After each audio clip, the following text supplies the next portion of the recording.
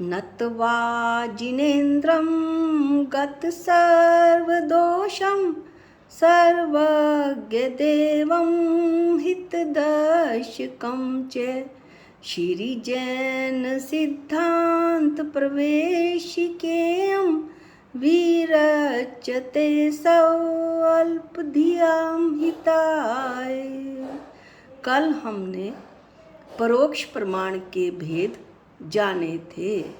उनमें से जो एक प्रत्यभिज्ञान भेद आया था, तो वो जो प्रत्यभिज्ञान है वो अनेक प्रकार का होता है, लेकिन मुख्य रूप से हमने दो ही भेद पढ़े थे, एकत्व प्रत्यभिज्ञान और सादृश्य प्रत्यभिज्ञान।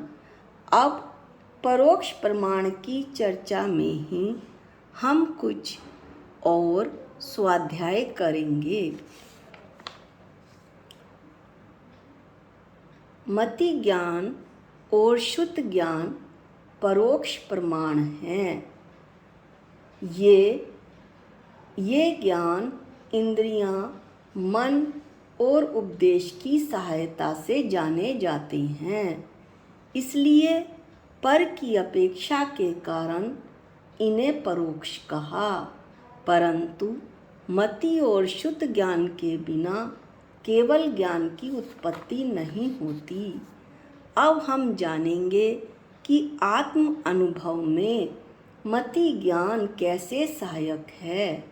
जिसने आत्म स्वरूप को यथार्थ जान लिया है,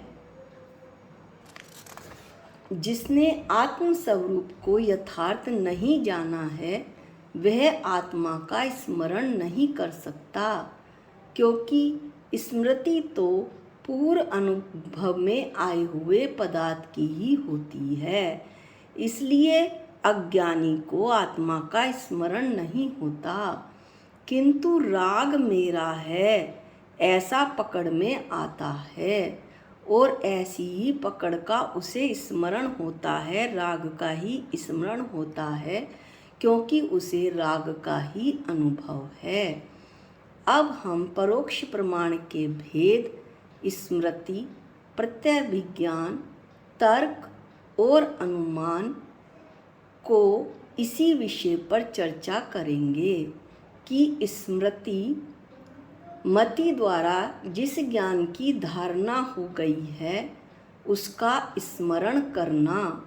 जैसे यहाँ पर हम आत्म अनुभूति पर घटा रहे हैं, तो आत्मा के ज्ञान का, आत्मा को के स्वभाव की धारणा हो जाने पर, आत्मा को जान लेने पर, शास्त्रों के द्वारा, गुरुओं के उपदेश के द्वारा, और फिर उसका आत्मा के स्वभाव का स्मरण बने रहना, सो स्मृति है कि मैं चेतन ही हूँ, मैं जानने देखने वाला हूँ, इसके अलावा मैं अन्य कुछ भी नहीं हूँ। दूसरा भेद है प्रत्यभिज्ञान। जब आत्म स्वभाव में ज्ञानी जीव जुड़ जाते हैं, तो उन्हें आत्मा अनुभव में आ जाती है कि यही वह आत्म पदार्थ है, जैसा मैंने पहले सुना था गुरुओं के द्वारा और शास्त्रों में पढ़ा था और अनुभव किया था।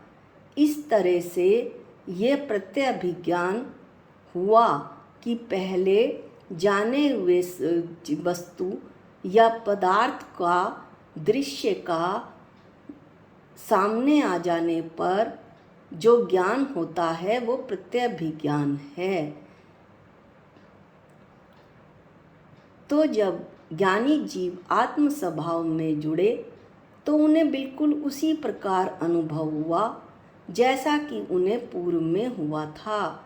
तो प्रत्यक्ष भी अनुभव हुआ और स्मृति भी हुई। तो स्मृति और प्रत्यक्ष के द्वारा वो आत्म स्वभाव का उन्होंने अनुभव किया।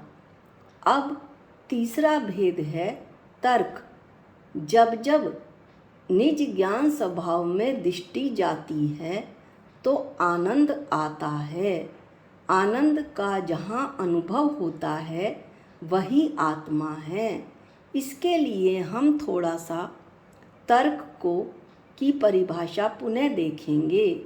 तर्क किसे कहते हैं? व्याप्ति के ज्ञान को तर्क कहते हैं। और व्याप्ति किसे कहते हैं? अविनाभाव संबंध को व्याप्ति कहते हैं। जहाँ जहाँ साधन होता है वहाँ वहाँ साध्य होता है। तो जहाँ जहाँ आत्मा का निराकुल आनंद है वहाँ वहाँ आत्मा है। और जहाँ जहाँ आत्मा नहीं है वहाँ वहाँ निराकुल आनंद भी नहीं है। अब चौथा भेद है अनुमान। अनुमान परोक्ष प्रमाण साधन से साध्य के ज्ञान को अनुमान ज्ञान कहते हैं। अब इसे घटाते हैं आत्म अनुभूति पर। निज स्वरूप के अनुभव सहित जो निराकुल आनंद आया यह वही आत्मा है। इससे यह सिद्ध होता है ये जो निज स्वरूप का अनुभव है जहाँ से आनंद जिसके द्वारा आनंद निकल कर आ रहा है ये तो हो गया साधन।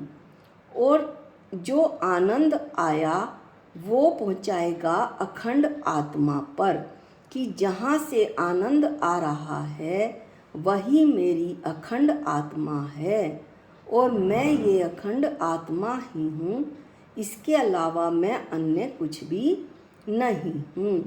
इस तरह से हमने मति ज्ञान की महत्ता को जाना। अब हम प्रमाणाभास पर चर्चा करेंगे।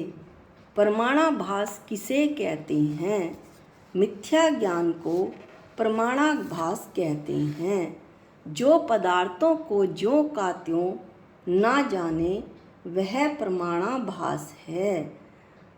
प्रमाणाभास के भेद का अध्ययन हम कल करेंगे। आज की वीडियो में इतना ही। जा वाणी के ज्ञान से सूझे लोकालोक, जो वाणी मस्तक नमो सदा दे तुहूँ धोख। हे जिन वाणी भारती तो है जपूँ दिन रैन, जो तेरी शरणागते वो पावे सुख चैन। सबको जय जिनेंद्र।